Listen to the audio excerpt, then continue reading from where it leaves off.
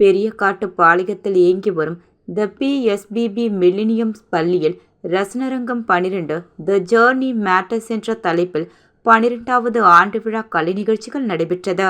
பள்ளியின் முதல்வர் மகாலட்சுமி தலைமையில் the PSBB education trust executive trust Y G. Rajendra, the PSBB millennium group of schools mentor and advisor Abhinav Dhar ஆகியோர் முன்னிலையில் நடைபெற்றது.